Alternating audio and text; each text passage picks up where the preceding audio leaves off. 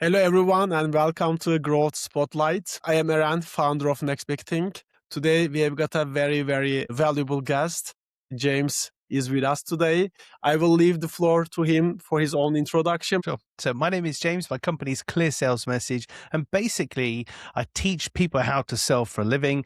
And for me, it comes in two parts. So the first part, which is probably what we're going to talk about here, is Clear Sales Message. So how do you articulate, how do you explain, how do you communicate what you're actually selling to somebody, which unless you've had that problem yourself, it sounds a bit flippant, but it's actually really difficult to do. So that's the Clear Sales Message side. And then the second part of my business is what I call selling confidence. So how do you behave, for want of a better term, in a selling situation? So if this was a call now and I'm trying to sell, how do I behave? What do I do? So it's clarity of message plus confidence of delivery.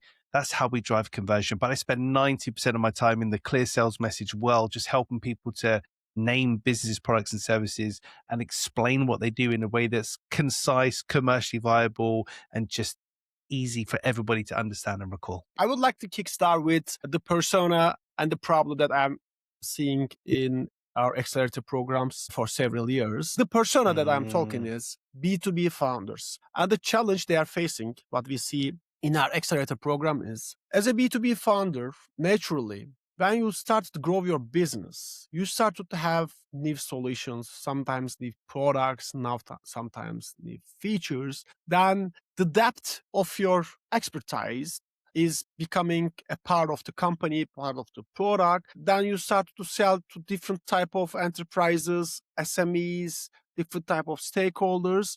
Then it becomes mess because you have got lots of offerings, you have got lots of potential target audience, you have got products, but some sub-products, sometimes some brands, it's all over the place. The thing is, in theory, B2B founder finding the clarity, finding his or her clear sales message sounds very sexy, but in the real life, how it is happening, especially in the B2B complex offering scenarios, where they are starting, for example, when they started working with you, what is the starting point for you? It's a general question, but I want to take your take on it. So the very, very, very first question I would ask somebody, and if you're listening or watching this, ask this of yourself, and it sounds flippant sometimes, but what's the problem that you're actually solving? Or if you flip that over, why did you start your business, your product, your service in the first place? That's where everything begins, because your ability to articulate the problem that you solve implies your ability to solve that problem. So if I can tell you that you're having this problem and this has probably happened to you and it resonates with you, you're thinking, oh yeah, he understands me.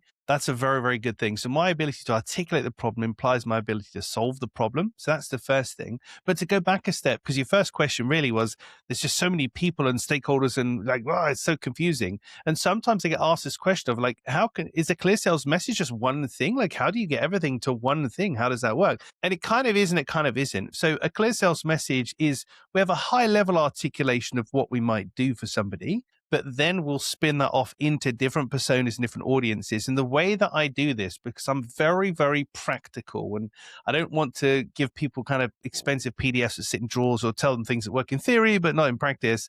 So we create themes for each of our biotypes. And those themes are one or two words. Generally, it's an emotion or a feeling, something very human. So for my own clients, I'll give you this as an example. My own clients are actually buying from me confidence. They're not necessarily buying an increase in conversion, increase in sales, or anything like that per se. What they're buying is confidence, because if they can come on a podcast like this or a sales call and they ask questions and they have the answers, right now they probably don't feel very confident, with all due respect. And that's what they're really getting from me. So if I use the theme of confidence, and it takes some understanding and some thought to come to that conclusion, but if I use the theme of confidence, I know I'm going to connect with them. And then if I couple that with, then we talk about the problem that they're having, and then we move forwards, that's where it all gels together. So how we get over this complication is each biotype has a theme, but you only really want two or three. If it's more than you can recall without checking your notes or anything, you failed. It needs to be that simple that you can do it. You know, I could close my eyes and do the rest of this podcast with my eyes closed. I'm not reading anything. I'm not referring to anything. It has to be that level of familiarity that you have and mastery. But that aside is problem. What's the problem that you solve? And if you can, I found this over the years, I've been in this for 8 years. I found that if you name the problem that you solve, and the name doesn't really matter, it could be the problem. It doesn't have to be complicated, but if you name the problem that you solve, that also implies you know what you're doing, because things don't tend to have names by accident. A name implies value. So it's the problem. This is what it is, blah, blah, blah. You'll come across like you know what you're talking about, and that's half the battle won, really, with messaging. That always fascinates me when I listen this from you. It sounds very easy. But I know. Yeah, I'm really sorry. I'm making it sound very easy. It's a little more complicated than that. But yeah, I don't want to mislead anybody. But you know what? Is, to be honest, they should start from somewhere. And yeah, it won't be an easy exercise for a founder, because most of the founders I met, they are very obsessed with every feature, every stakeholder, every detail of their products. It's like they're babies, all the bits and pieces. But yeah, during these exercises, they need to lose some of features, some of solutions, because there's a popular term, is it vitamin or is it painkiller? It can make it a bit easier. So, and it's funny enough, this part of my methodology is called the granularity problem. So they can take my own medicine, the something problem. So I see a lot of people when they're pitching, when they're selling, they jump to the details straight away. So they go straight into the granular details. And the buyer is just trying to, the buyer's just trying to say, what is this and why would I need it? And you're going straight into the technicals, etc. So there's a 4-word phrase that will save you when you're in a situation and get your pen ready, when you're talking to somebody and you can feel you're losing them. Or their eyes, you can feel that in a conversation. Like you're talking and you're like, I'm still talking, but I can kind of feel like they're not interested anymore because I'm going too technical. What do I do? So the 4 words you need are what that means is. What that means is. That is how, in the moment, we turn a feature to a benefit. So this mouse has blah, blah, gigahertz, blah, blah, this technical, couldn't care less. What that means is you only need to charge it once every 10 years or blah, blah, blah. What that means is, so in the moment, you can save yourself, because a lot of stuff I talk about is very practical, but if you only take it at a theoretical level, you're still going to get into these situations. So yeah, what that means is that should save you. Feature to benefit. Love that. I feel like, okay, a B2B founder trying to sell their on-prem machine learning solutions to an enterprise, and then it goes very technical that, okay, we will be building this on-prem, then you can utilize all the machine learning. What that means that you can use your own artificial intelligence in a secure way, for example. Was it a good? Yeah. That's perfect. So because what you're doing is you're reframing it into their world. So when I started my business, so I've got a natural knack I've got 2 skills. One is I can understand things really quickly, and the second one is I can explain them really simply. Ta-da, that's it. Okay. But applied in a sales environment, that's very important. And what I wanted to understand was, well, why is it so hard for people to explain what they do? Why is this a challenge? And there's something known as the false, as in incorrect, the false consensus effect. And it's that classic picture of you've got 2 people, there's a number on the floor, this person sees a 6, this person sees a 9. It's just a matter of perspective. So what you have to recognize is you're coming to the party with a perspective. It's a technical thing like this here, with a very technical perspective. The person you're talking to should, quotation fingers, should understand what you're talking about, but do they? Maybe not. And it's a bit of a risk. And also we want to make sure, so the other part of the granularity problem is we just step people in. So when you asked me that question at the start, where does it all begin? I didn't say, well, there's 17 things we have to do. No, I said there's one main thing, problem. We define the problem, then we move on to the next thing. And that's how we have to behave. We have to step people down into the information and make sure that they're with us. Because this whole perspective piece means that I think that you understand everything in the way I do, and you've got the same viewpoint on the world. But even something as simple as a cup of coffee, a mug of coffee, like the slight difference in language, etc., that can disconnect us. So we just have to slow it down, step at a time, what that means is, and don't be afraid, like if we're talking about a live pitching scenario, don't be afraid to ask somebody if they actually understand or question them if they don't. I was in a live pitch scenario with a client of mine the other day, and there was somebody who wasn't engaging, and I called him out on it. And I said, I'm not really sure that you're grasping this and you're with us. Can I just check that? And he wasn't. We answered his question. We moved on. But don't be afraid to do that. It's not being rude. You're just making sure everybody's with you, because if they don't, my main maxim in my business is if they don't understand it, they can't buy it. They Exactly. don't understand it. They can't buy it. So if you're going to blow their minds with all this technical stuff, that's great for you, but they're never going to buy it because they don't understand what that means is for them. No, I love that. I love the 6 and 9 perspective thing, because that is most of the time I'm feeling that in my own experiences as well. Not only with the clients, by the way, for any type of stakeholders. Even when talking with the teams, with your team, with anyone, when you are talking, if you leave it to a chance that they're gonna decode what you are saying, is always a big risk, because they will probably not be thinking in the way that you are expecting. My feeling after this AI era is, now people has got these LLM tools and they are very good at fluffing. It's like, oh, great job.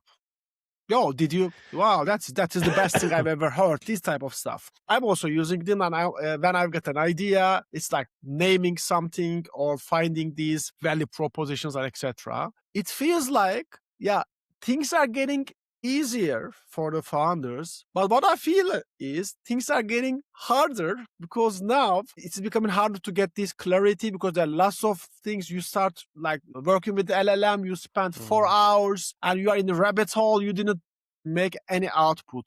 What's your take on this new era, James, especially finding names, finding the sales messages? Is it easier or is it harder now? It's both. It's both. So it's easier because we can speed up the thinking. You have to, but it all depends on the prompt. So AI can pretty much do anything you want it to do, but the quality of the prompt dictates the quality of the output. At the back end of everything that I'm doing, I've just hit the other day 140 individualized components in my methodology. So when I'm asking AI to do something, if it's messaging, I mean, I used to do it all manually, now I use that. It's running it through just acres and acres of different things to break it down, break it down, break it down. If you ask ChatGPT to name something, and if I ask it to name the very same thing, but using my methodology, without sounding arrogant about it, I'll get a very different response, because it's the quality of what you're asking it to do. But the bigger issue here for sales messaging and how we articulate in the first place, it's not AI, it's the perspective piece. And I always remind every potential client that I work with, I will always end the pitch by saying something very similar to this, which is, you don't have to work with me to do this, but you cannot do this for yourself by definition. You have to have somebody external to your business to help you ask the stupid questions and break everything down. So it's not some weird manipulation. Oh, you have to work with me. And you have to work with me. It doesn't matter. But you cannot do it for yourself by definition. That's why you're having this problem. That's why you'll spend 4 hours in AI and go around in circles, because you need somebody from the outside to come in and say, silly, obvious question, and get to the point. Many, many years ago, I worked with a company in Bulgaria. They were a cloud-based FinOps kind of company. And the first question I interviewed, I think it was about 10 or 12 of their people. And the first question I asked them, and I speak to people individually, said, tell me, what's the cloud? And they all laughed at me because it was such a basic, the cloud. They thought it was such a basic question. And I got a different answer from every single person. And I had to demonstrate to him. I was like, look, this is the problem. Everybody's got a different viewpoint. We need to have one coherent explanation of what the cloud is, one for this, one for that. So AI is great, but it depends on the prompts you're putting into it, which, you know, if you're just saying, please name this, you're going to get the same nonsense. It's like the AI images that it creates with like 6 fingers and all this kind of stuff. It's not there yet. One day I'm sure it will be, but it's not there just yet. And I'm keeping my methodology well away from it so it doesn't learn it and then that's it, I'm out of a job. So it depends on the prompt, but also it's just the external thing and this like basic understanding factor. So the name of my business, Clear Sales Message, I chose it because I liked it. It wasn't more complicated than that. But I've realized retrospectively that I've created what's called a schema. So Clear Sales Message, you take the notion of clear. What does that mean? That means easy to understand. Sales means money. And message means communication. So in 3 words, Clear Sales Message, most people can guess at what they think I do, and they should be right, or at least in the ballpark. If you ask ChatGPT to name a business like mine, it's not going to give you something that's sophisticated and concise. It will give you like thebusinessmessagingcompany.com or something that's a bit more bland, which might feel okay, but structurally and commercially, it's not going to work. I feel very strongly about this, as you can see. If you go the short way, easy way, like just prompt ad hoc, just try to get a very important answer for a very important question by being lazy, yeah, you're going to get an answer from the LLM that thousands of people getting the same. But if you are building your own methodology, like teaching it at the end of the day, yeah, it is a, I also believe it's a good tool. It increases the efficiency, but the human nature is we are always trying to go these short ways. That's why that's because of the human nature that we are having this problem, I think. But I've had clients that have come to me and said, we've tried to use ChatGPT and we can't do it. It's giving us this rubbish. Can you do it properly, please? So there you go. So great. It's great for me. So is this notion of like, it's going to give you something, but will it work? Will it actually work? Will people understand it? And everything in my business, like I've got sales in the title, it's communication. What do I have to say so you understand the point I'm making? That's really it. And for me, syllables are expensive. Explanations are expensive. And if I can name it rather than explain it, all of these things mean that, like with Clear Sales Message, in 3 words, you've got the point across versus a paragraph. And commercially speaking, that's a huge advantage. What do you think about using AI in the names, James? Because we have got AI the actual letters, the letters AI in it. Oh, yeah. AI enabled. Because back old days, it was once upon a time, blockchain and crypto was the cool kids in the block. But now, what happened? I think there was a small window where AI was, it's still a novelty, obviously, but there was a small window where having the name, the word AI, letters AI in it was an advantage. But now it's doing one of two things. Either it's like, it's a standard feature, like most things have got AI involved. It's like me saying, oh, you're never going to guess what? I've got a website. Look at this. Like it's standard feature now. We expect some degree of AI integration depending on your industry. But secondly, you have to remember for some people, AI is a deterrent. AI, for some people, makes them go cross-eyed. They're like, I don't understand it. It confuses me. I'm not sure. I've got security issues and control issues. Oh, I don't want AI. So I think actually it's disadvantageous to use it in the name of something. You can use it later on and say, it's powered by, etc. But I wouldn't have a business product or service where AI was in the name entirely.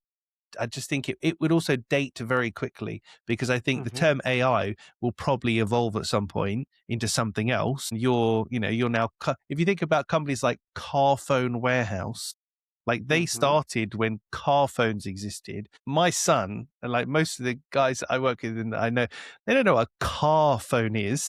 So you end up also dating what you're doing as well. So yeah, I'm not a fan unless you couldn't tell. Exactly. And also what I'm seeing the problematic side of using AI in the name is, from my perspective, first of all, it starts to question whether they are really utilizing AI or they are putting AI in order to raise some funds or to gather some interest from the investors. And also the other thing is AI is becoming commodity. Okay, let's go back to the kind of examples or use cases that you are working with, especially the B2B founders. When we go to the use cases that you have been doing with your clients or with the accelerator programs, when you look there, I'm sure that you are auditing their current assets. Yes. What are the common mistakes that you are seeing that they think it is working, but you are seeing and you are saying, "Oh, mate, you shouldn't be doing that." It's not so much that they're doing it and they think it's working. For me, it's that it's actually missing. So, and this is how my business started in the first place. I sat down with some people to try and help them and say, "Great, tell me, what do you do and how do you do it and why should I choose you and blah blah blah." And they really found it hard to answer those questions. So for most of the people that I'm working with, so what's the problem that you solve can floor most people, really. So what's the problem that you solve? The trigger point. So what's the motivation for when somebody actually needs you? So you might know who your ideal buyer is, but what motivates them? Do you understand what that is? Can you tell me why so AI is a great example, right? So we've got AI, we can just replicate what you're going to do for us in-house. Why would we use you and pay you when AI can do it for free? All of those kind of arguments, it's a lack of preparation, basically. So we understand the notion of brand guidelines, these logos, these fonts, these colors, but nobody seems to have messaging guidelines. So you need a very kind of unified understanding of this is what we do, this is how we do it, this is why you should buy from us, blah, blah, blah. Most businesses kind of just leave this bit to chance, see what happens. And the bigger the business, the more divergent it becomes. You get lots of different answers from lots of different people. So it's not that I see people doing things that they think work, but don't. It's just that they're missing massive, massive chunks of it. And, if we're sat on a sales call and I say, why should I choose you over the competition? Differentiation, for most businesses, that's a killer question. And if you're not ready, you're going to end up saying, oh, we're professional and reliable and affordable. And you're going to give me some standard features. that I don't really care about as a buyer. So I'll be polite Mm-hmm. with you on the call, but we'll end the call. I'm like, no, not going to do that, because it's not actually making me understand why I should choose. So it's really just the homework piece. And it all comes back to, what's the problem that you solve? Who are you solving it for? Why does it matter, etc.? And then we build on that, but through the simplicity of clear sales message. So we bring everything back to really simple, straightforward language. So there's no point in having really, really in-depth verbose articulations, because you're not going to remember it. It always makes me laugh when I talk to people about their vision and values and mission and stuff in particular, because if you have to look at the roller banner behind you to read them, to tell me what they are, they're probably not your vision, values and mission, are they? And it's the same for how you sell something. If you've got to use a slide deck and everything else, you don't know it well enough, unfortunately. And as a buyer, that's disconcerting for me, because if you don't know what you're selling well enough and you have to lean on something to help you explain it, I'm concerned. I'm not going to tell you, but I'm concerned. The communication guideline, yeah, I think I can 100% echo that. And I think it is still missing. What I'm thinking that in the age of AI, it is becoming much more important, because I don't know, like maybe 7 years ago, we had an internal product marketing machine our team was using when they are managing their clients. And in this internal product, we were using a feature that in order to create a tactic, they need to first select a product, then the associated persona, then the dashboard was showing that for this product and persona, this is the value prop, this is the positioning. We were using that in order to feed for example, the PPC team, because the strategy team is creating these top-level value proposition, sales messages, etc., positioning, differentiation. But when it comes to day-to-day operations,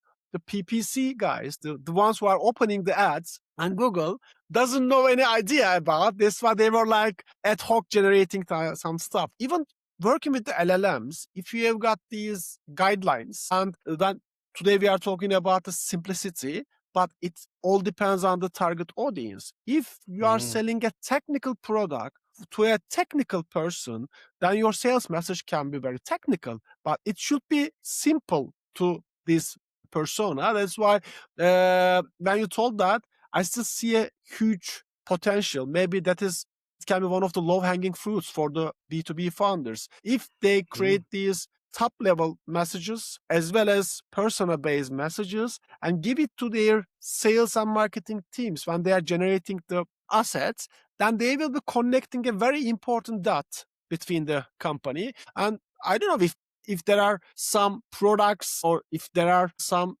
I don't know, guidelines. I didn't see that. But when you were saying that, I was like, okay, this is still a missing and it's a very, very important area. It's the reason I'm in business, basically, because there's no formalization of how we articulate what we're selling, because we kind of take it for granted that we know what it is and we know how to sell it.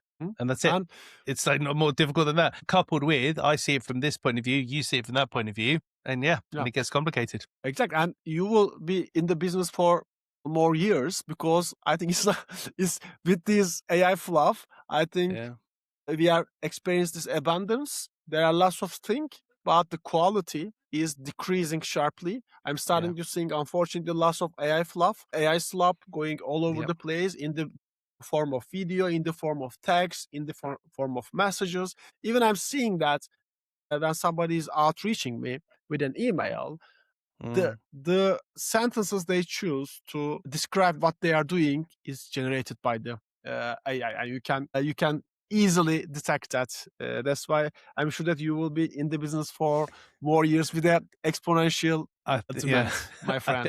I think you're right, because it's a fundamental thing. And I've spent the last 8 years trying to understand it and document it all and create my methodology around it to make it easy for other people. Because on the face of it, it is easy to do, or it's simple, perhaps is a better term, but you've just got to know what to do and how to do it and how the structures work. So I've just spent so much time studying it and understanding it from the real world perspective. But at the end of the day, whatever I say to you, if I'm trying to sell something to you, you have to understand it. And I see so many people, big brands as well, where they come up with messaging that sounds fun and sounds great. I don't know what that means. So I'm not going to buy it from you. So for me, I start with the basic level of understanding. And that's why, what that means is, and granularity, problem, all stuff, very important for me, because you've got to be able to understand it in a basic form, then we can try and make it sound cool, and we can use alliteration and rhyme and all these wordplay techniques. But we don't start with making something sound cool. We start with somebody understanding it, basically. Now, I would like to flip it into you are a startup founder, and I remember that in the early ages of ChatGPT launch, we were having a lunch with We you, had and lunch, didn't we? Yes. I told you that there's something coming in this ChatGPT's ecosystem, and I know that you have got these guidelines, everything, and you just mentioned it was funny that now you are feeding them, but at the same time you have got this concern that I am giving them my methodology. Yeah. I only share so much of my methodology with ChatGPT, because as much as it says it's not going to share, etc., who knows? And that's my methodology. So I do have. So what I've ended up with is I've got 21 individual custom GPTs that I've created to do very individual specific tasks. So they're not linked together, but it's based on my, so I've got a naming one in particular. So if you just ask regular ChatGPT to name something versus you ask my naming one, which I've trained how to do it properly, you'll get a different result. So for me, it just speeds up my process, because back in the day, I'd be like, I need a word that means this, has 2 syllables and begins with the letter Q kind of thing. And I'd be trying to find it. Now I could just ask ChatGPT, because I know I'm looking for, but it can speed it up. It's like, give me 6 words that mean this and sound this and rhyme with potato, whatever. It just speeds up my process massively. This is interesting. I would like to dig more. Now, lots of consultants can utilize these LLMs, not only for just efficiency, but maybe productize their offerings. So from your own experience, do you have any suggestions to other consultants? Because every consultant thinks that they want to be more scalable, and if they can put everything they had into a scalable product, they can sell more with low level of service. But is it the case in your scenario? What's your take on that? No, it's not the case. So for me, you hit on the correct point, which is you have to have interaction with somebody well, for my business anyway, you've got to have interaction with the people at the start and ask the right questions. So how I use AI now in particular is I have individual 1-hour calls with my clients, with their teams as individual, but I tape them now. So I write my notes as I go, but I also then put it into AI and say, look at my notes, look at what they said, what did I miss, blah, blah, blah, blah, so I can get an even better understanding of what's happening. So it's always the quality of the input. But in terms of monetizing it, I think there's a real gap in the market there, but there's also a problem. So the gap in the market is you can't, I don't think, go onto like ChatGPT today and say, I want to make a GPT, I want to charge for it like an app store kind of thing. And there you go. It's either free in their store or it's private and you share a link, but you can't monetize it. I know there's companies that maybe help to interface that. I don't really understand how that works. But the problem is, for somebody to buy your ChatGPT thing or whatever, you've got to be known and you've got to be good at what you do. And I think there's this, it is this AI mindset of, I just want to make everything easy, automated. I don't have to do anything. I'll be a millionaire tomorrow afternoon. And it doesn't happen like that, unfortunately. It's taken me 8 years to get to this point to develop my GPTs, and I wouldn't sell them standalone anyway because they wouldn't work standalone. Certain things need to happen to make them work. So it's not this utopia that you think it is. And also there's a great power in, and this is where my podcast has been very interesting, because I started it because I made a bet with somebody because I'm stubborn, but I realize now that actually is a huge asset, because I have a personality, so people can watch me and they can have a relationship with me, understand who I am, and they can decide if they think I know what I'm talking about or not, and blah, blah, blah. Like in the world of AI, the whole personal brand thing has never been more important. And anybody could, launch a thing and try and sell it tomorrow. But who are you, and how do we know you're any good? You've got to be able to demonstrate that, because the first question somebody would say is, why would I pay for this? I'll just get ChatGPT to do it for free, which comes back to that argument of, well, what's your answer to that question? And you probably don't have one, do you? Because you've not created your messaging guide, and the whole thing goes round and round again. Totally on the same page. I'm thinking very similarly, because in the age of AI, I feel that trust is becoming the core currency. And for trust, people would like to see who you are, who is your personality. And for this one, you started way, way early before AI. But even these podcasts, the Growth Spotlight, we are doing this in the last 2 years. But after the AI era, we double down it, because we want to show the audience that we have got these mentors. These mentors have got these ideas, these insights. And back old days, you can create use cases, you can create ebooks for thought leadership or for providing, but now everybody's can creating that. And in my own experience, if somebody approaches me as a to sell something, I try to find out who the company is, who are the who's the team behind it, which companies they've been worked with. This type. I'm trying to verify if there is a product that is vibe coded in the weekend or there's a proper company. That's why I think it will become much more important. And also another angle is, as you highlighted, in the agency and consultancy business, AI is making things more efficient, that's for sure. But at the end of the day, the users, the clients, how they consume these type of things is not changing that much. What I mean is, yes, James can create GPTs, can monetize it, can find a solution with that one. But the client still needs to consume the services of James with more interaction in a more hybrid way, let's say. James is more efficient now, but at the same time, we can develop unlimited number of SaaS products. That's what I'm seeing, by the way. There's in the market, there's a flood on the SaaS products. Every week I'm receiving like 3-5 SaaS products from friends or from the startups. They want me to check it. And I say, I cannot check it. If you are in the market, just open something, test and learn, and try to onboard some clients. Because it is like, if you can build a product that easily, that doesn't mean that you need to build that product. Because at the end of the day, what I believe is business fundamentals are still there. It is a supply and demand.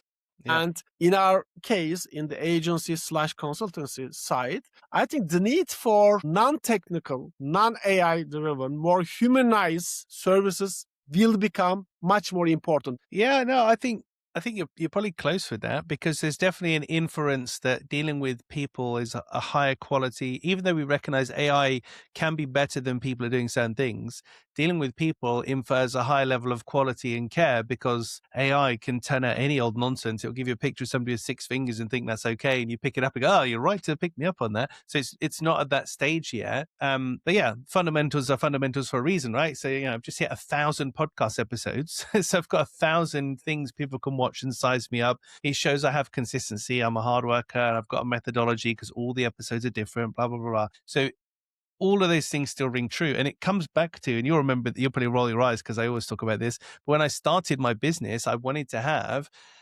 500 LinkedIn recommendations, because I needed to be able to prove that what I was doing worked. Because if you don't understand the importance of what I do, it can sound really wishy-washy and like, I'm going to give you some magical words and you're going to feel more confident and sell more stuff too. This is great. So for some people, it's hard for them to understand. So I set a goal to hit 500 LinkedIn recommendations, which I have. So I've got 500 individual people, 570 or something now, saying James is good and this is why, and blah, blah, blah. And it's all verifiable. So I think the AI age has also brought in this kind of like homework age, for want of a better term, where people are going to want to check you out, do their homework, and be sure, because anybody could spin up any old nonsense in AI or SaaS or whatever. But who is doing it, and are they credible? Because like you say, if you could create something, I could probably create something while I'm on a call with you now. I could just split screen, go, create me a lead magnet on this, please, blah, blah, blah, and send it to you.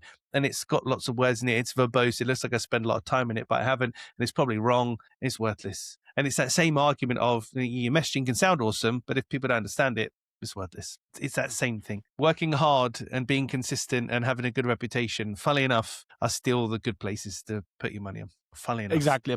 Exactly. Thanks so much, my friend. You were always ahead of the time. That's why I also recall that your LinkedIn recommendations goal, you hit that. You hit your 1,000 podcast way before AI. Now I see that lots of companies like we do are double downing the podcast and these type of formats. But you have been there already for several years. You're always ahead of the time.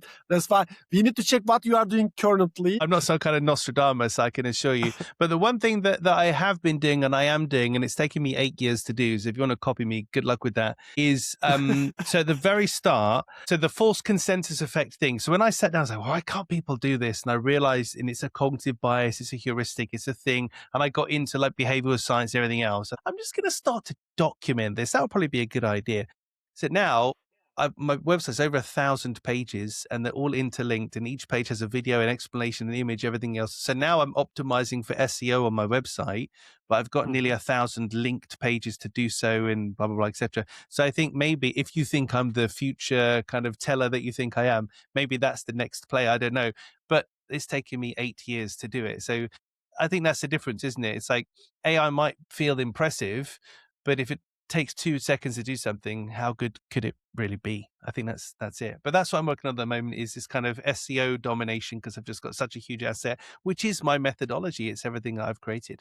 The thing is, the algorithms of the social media, as well as the LLMs, as well as the search, are changing rapidly from what is being written by AI to what is being written by human. But themselves, AI models are trying to cherry pick the content written by human at the moment. The irony of that. Exactly, the irony, the great irony. And I think that's a perfect tactic for anyone who have been creating a framework in terms of these type of models, methodologies, putting them on a website in a structured way and letting both the search engines, but more importantly, the LLMs, see these are the trust sources. Then most of the LLM searches that is relevant in the area, highly chance to be picked by the source of truth, by the LLMs. That is what I believe, because otherwise, if Cloud is generating the content and ChatGPT is reading this content and understand it's written by Cloud, we don't need to be here. What are we doing here, my friend? Yeah. All right. Great stuff. It's always a pleasure to chat with you, James. Thanks so much for your insight. Thanks so much for your time. Do you have any closing remarks? No, not really. Apart from just well, I mean, if you like the kind of stuff I'm talking about, follow me on LinkedIn, because I pretty much live on LinkedIn, and I try and share as much as possible for free and make it as simple and actionable as possible. So check out my podcast, which is called The Daily Sales Message. It's on Spotify, Apple, etc. But if you are struggling with your messaging, the best place to start is that problem. What's the problem that you're solving? Why do you exist in the first place? Spend some time and thought and care on that, and get somebody else to help you with that. You can't do it yourself. You need somebody else's perspective. It doesn't have to be me. You don't have to pay me any money. There has to be somebody else to do it. And that'd be a really good foundation for you to solve your kind of messaging problems. There you go. Perfect stuff. If you are having a problem with the clarity of your sales message, I can also highly recommend that you can get in touch with James. Thanks so much, my friend. And if you watch until now, you can share it with another founder, or you can subscribe to our channel. See you in the next episode. Ciao, ciao. Bye-bye.